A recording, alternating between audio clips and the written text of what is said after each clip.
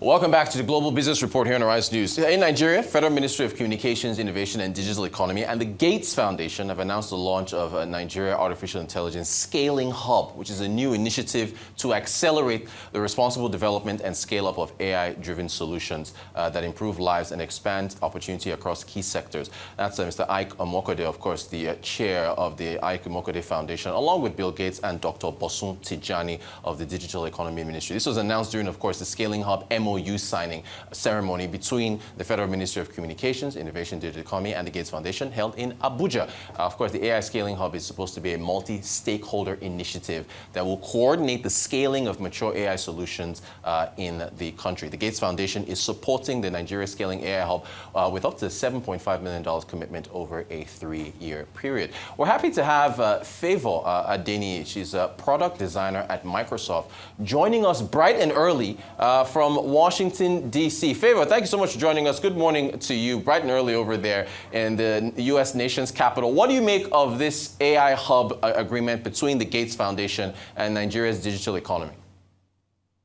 Yeah, thank you for having me, and good morning to you too.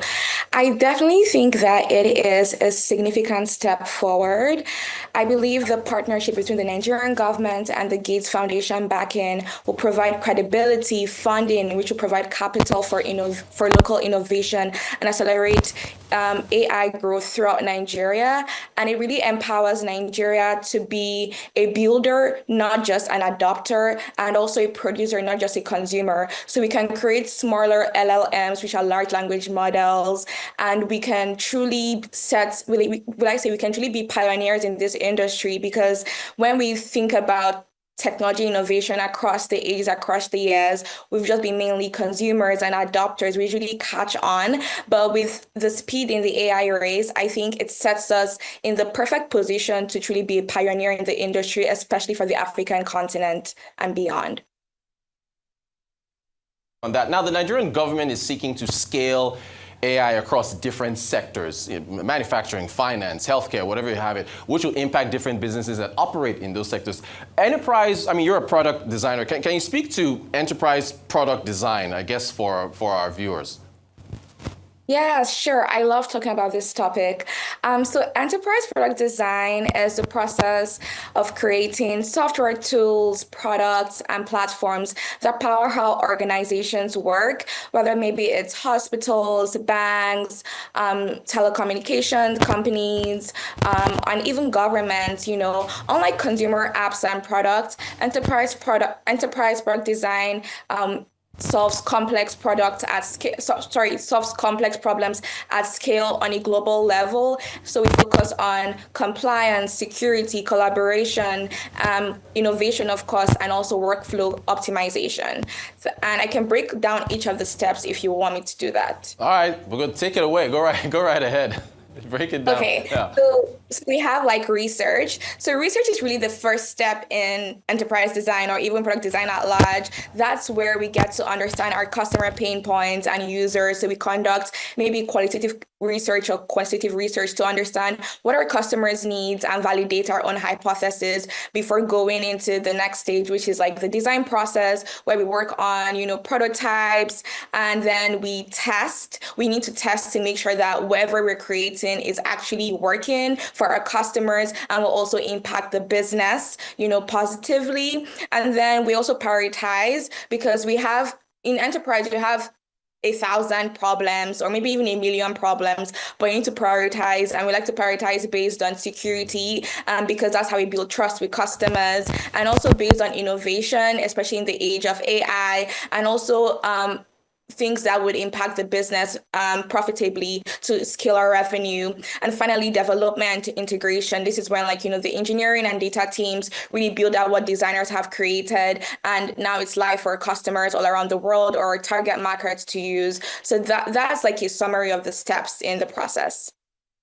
This is why we got you on the show. Thank you so much for the breakdown. So based on what you've just described, that breakdown, how can artificial intelligence improve the enterprise, design process, or even product design as a whole? I think it is already improving it. Just like I think earlier this week, I had an idea like for my personal project, and I went on an AI tool, typed in my prompt for the idea I had, and it helped me kickstart my design process. For a designer like me that is a perfectionist, before I work on projects, I like to have everything set and ready before I start working on things. I feel like AI tools are already making it easier to just kickstart the process, especially in research. I mentioned how research is the first step in the process where we get to talk to customers, see their pain points, and validate our hypothesis. I feel like AI is going to help us analyze massive data sets and detect patterns that we might miss when we do it on our own. And then during design, AI can also produce rapid prototypes that will help us test with users. And even when we think about the AI agents, the agentic experience, when we're testing and prototyping, we can actually test with AI agents and also test with users and do a comparison to see how we can improve whatever we're working on. And I think for prioritization, AI models can predict adoption curves, ROI, and help us prioritize the features and products and even our go-to-market strategy for new products. And in development, tools like GitHub Copilot and low-code platforms are reducing engineering bottlenecks. So that's how I think AI it's already impacting product design and will continue to do so across the years. The possibility of job displacement. I mean, at some point, these agents are going to improve on their learning, and I mean, they're working as an assistant now. Isn't there a point where they won't even, need humans for much of this work, and a company would just get an agent to do the work of what 3 other designers could have done in the past? Yeah, I think when I think about job displacement, I like to think I think the early 1900s, or will I say the mid to late 20th century, where we had elevator operators, manual elevator operators, but today we have automatic elevators. Yes, when this happened, it did put those manual elevators out of work, but they're working in different industries today. So I like to think about transferable skill sets, and I like to think about human evolution and also just upskilling. I think industries in every single sector in the world are going to need AI talent. So in whatever you're doing today, no matter what job you have, what role you have, whatever industry or sector you're in, there's a way AI is going to make your workflow easier. And you can also pioneer your own, will I say, create your own role for yourself in whatever sector or industry you're currently working in, upskill with AI skills so that your AI talent ready. And even if AI can make your job easier, it's not replacing you. I don't think AI can replace human beings because we are 8 billion people on Earth, right? We're all going to need ourselves. In every single century in the world, we've always needed human labor, human instincts. AI does not have the hearts of humans. AI doesn't have the minds of humans, our background experiences, especially when we come together, collaborate and work together. So I think it's just being upskilling and evolving with the times, and also just transferring the skill set you already had with your previous role into this AI world. Look, we filed a report on the widening education gap between urban and rural Nigeria, especially when it comes to students. I mean, I'm looking at your background there. You're talking to us, I think, on either a tablet or a laptop, and then you've got a desktop behind you, which I think is your workspace. So you've got multiple devices. These devices they're in need as far as kids in the rural areas. Some of the kids in the urban areas in school that are taking computer science, and so they have access to that. So what kind of investment needs to be made in the education of kids in Africa, particularly in rural areas, to make sure that they can, if not catch up, at least try to keep up?